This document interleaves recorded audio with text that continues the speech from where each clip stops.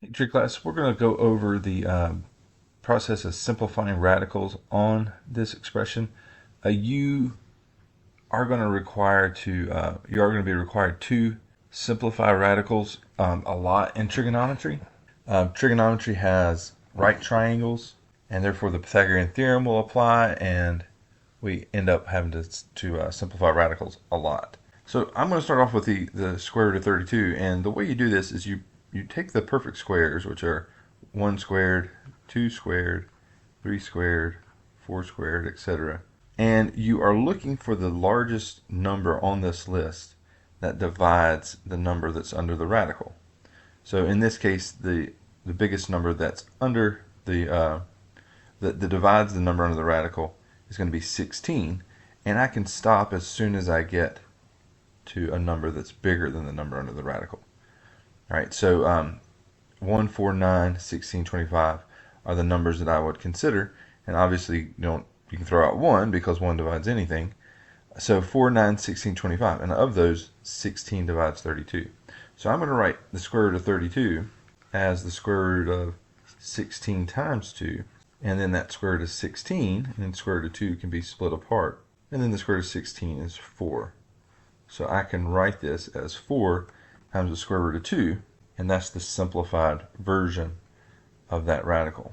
All right, so 4 square root of 2, I'll put that in the box. So there's 4, there's my square root symbol down here, just click that, and then type a 2 in there. All right, and now the next one, the same thing. This time I'll just start with 4 because you don't need to check 1. All right, so there are the perfect squares between 4 and 169 the numbers between 4 and 169 that are perfect squares. And again, I'm stopping at 169 because the next perfect square would be bigger than 175. So I'm looking to see what of these numbers would divide 175 evenly.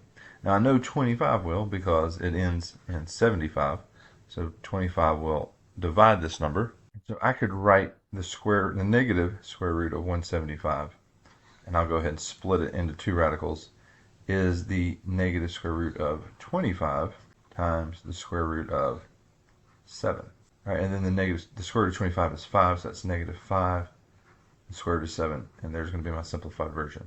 Now, if this number that's left, like 25 is the perfect square that I factored out, if this number that's left also has another number on the list, then I could simplify further. Right, but since this does not, that's the simplest version. Let me just show you what I mean real quick by that. If I did the square root of 800, and I said, it ends in 0, 0, so 100 divides it, and 100 is a perfect square. So if I did 100 times the square root of 8, and I said that's 10 times the square root of 8. Well, the square root of 8 is also divisible by 4, so I could simplify it further to the square root of 4 times the square root of 2. And this would be 4 times, square root of 4 is 2 times 10 would be 20 times the square root of 2. I could simplify it further. All right, so there's our answer on that one, negative 5 times the square root of 7. Check our answer. And there's those two examples. Okay, so simplifying radicals, square roots, is going to be something that you need to be able to do in this course.